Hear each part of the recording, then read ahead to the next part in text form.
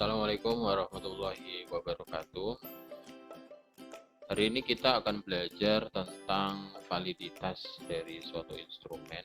Jadi, instrumen itu disebut valid apabila mengukur apa yang harusnya diukur.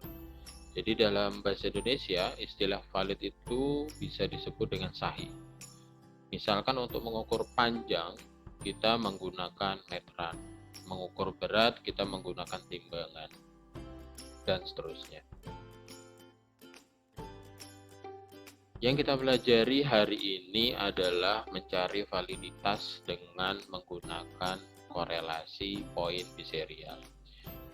Simbolnya adalah RPBI, adalah koefisien korelasi poin biserial, itu sama dengan MP dikurang MT per SD, SD-nya yang total, akar pangkat 2 dari P per Q. Dengan RPBI adalah koefisien korelasi poin biserial, yang ini. MP adalah rata-rata skor peserta tes yang menjawab betul pada suatu item. MT adalah rata-rata skor total. SDT adalah standar deviasi dari skor total. P adalah proporsi peserta tes yang menjawab betul pada suatu item.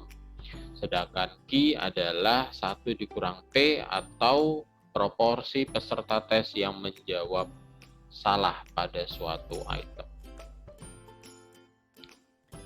Dikatakan valid itu jika R hitung lebih dari R tabel. Untuk memudahkan kalian dalam memahami validitas, perhatikan Excel yang sudah ada di depan kalian ini.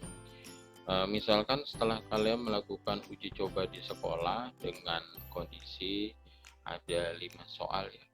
Nah, terus yang menjadi peserta untuk uji coba tersebut ada 10 anak, sehingga diperoleh data mentahnya yang seperti ini ya, yang di sini. Ini diperoleh data mentah ini, dan di sebelah kanan adalah kunci jawaban.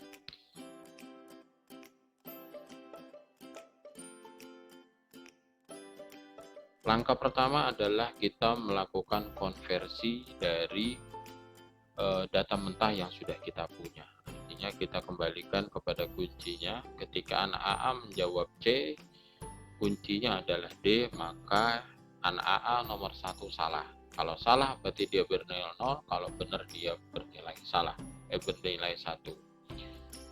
Kita menggunakan fungsi if, ya, if ini sama dengan kuncinya. Kalau benar dia bernilai 1, kalau salah dia bernilai 0, tutup kurung. Kemudian kita tarik dia ke kanan. Nah, seperti ini. Nah, bagaimana supaya narik ke bawahnya supaya tetap? Kalian bisa memilih pada kunci jawaban ini kan C4 ya. Di D ini kunci jawabannya ini dibikin tetap dengan cara memilih 4. Ya, kemudian dia menjadi seperti itu, kemudian enter. Nomor 2 dan sampai nomor 5 kita jadikan seperti itu.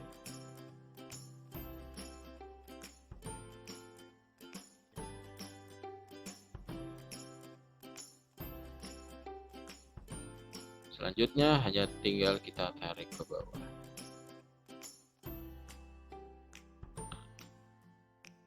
Sekarang kita tentukan jumlah yang bernilai benar. Untuk nomor 1 yang menjawab benar ada 6. Nomor 2 tinggal kita tarik dia ke sebelah kanan. Seperti ini.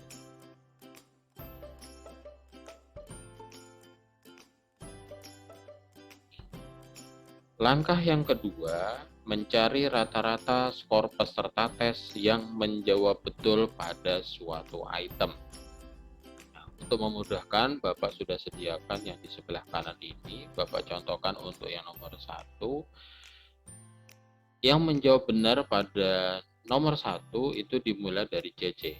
Ya, jadi CC benar, DD benar, HH, II sama JJ itu bernilai benar. Nah, bagaimana cara mendapatkan MP-nya? Pertama adalah CC dikalikan dengan totalnya. Artinya 1 dikalikan dengan 5 adalah 5. Jadi kalian bikin perkalian saja. Jadi D20 dikali dengan totalnya, hasilnya ada 5. DD juga benar, maka tinggal ditarik saja ke bawah. Apalagi yang benar? Yang benar adalah GG. Ya. 1 dikali 2 adalah 2. Tinggal kita tarik sampai dengan JJ. Karena yang lainnya salah. Sehingga diperoleh jumlahnya adalah 24. Untuk mendapatkan MP, kalian membagikan jumlah yang untuk nomor 1 yang sudah kalian hitung tadi dengan jumlah yang menjawab benar. Ya. Berarti sama dengan 24 dibagi dengan 6, sehingga MP-nya adalah 4.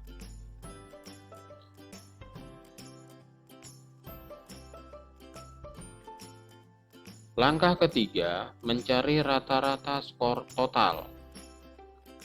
Simbolnya adalah MT. Rata-rata berarti menggunakan rumus average. Seperti ini.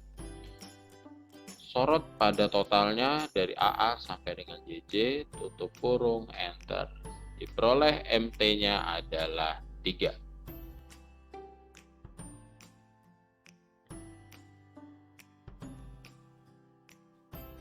Langkah keempat, menentukan standar deviasi skor total. Berarti SDT ini menggunakan rumus STD yang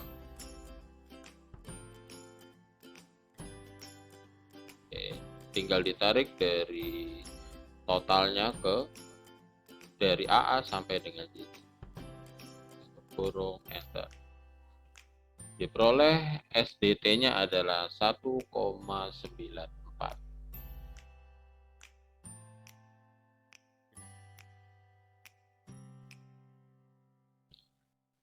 Langkah kelima, mencari proporsi peserta tes yang menjawab betul pada suatu item. Berarti yang dicari adalah P, proporsi. Berarti sama dengan untuk nomor 1 yang menjawab benar semua adalah 6, ya. Dibagi dengan seluruh pesertanya. 10 peserta ada berapa? Ada 10, ya. Jadi 6 dibagi 10, 0,6. Jadi nomor 1 diperoleh 0,6, nomor 5 diperoleh 0,4.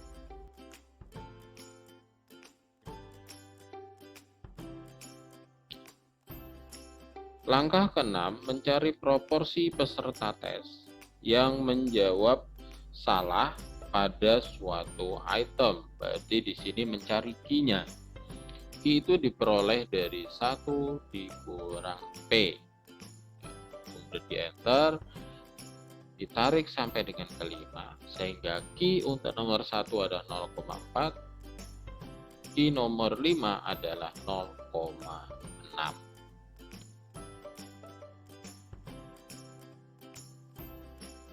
Rumus RPBI ini itu sama dengan MP dikurang MT per SD untuk yang total dikali dengan akar pangkat 2 dari P per Q.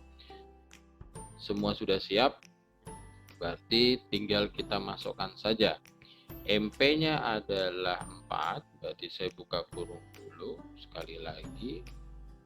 4 dikurang dengan MT, MT-nya adalah 3, tutup kurung, kemudian kita bagi dengan SD-nya yang total, yang 1,94. Tutup kurung lagi, terus kemudian dikalikan dengan akar pangkat 2 dari ini, kita buka kurung lagi dulu.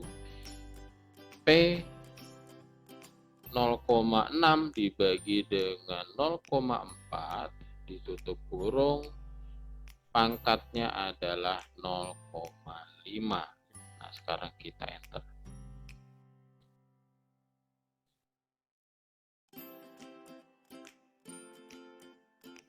Kita jadikan 2 angka di belakang koma. Nah, kita peroleh RPBI hitung adalah 0,630.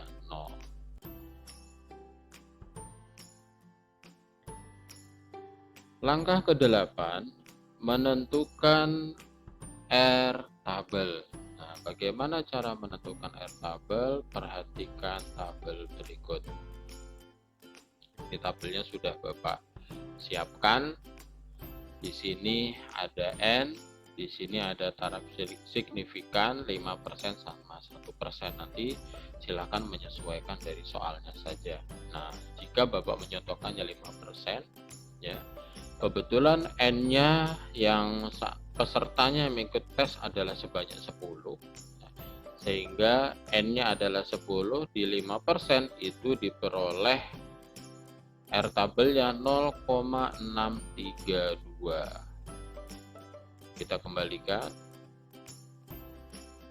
R tabel adalah 0,632.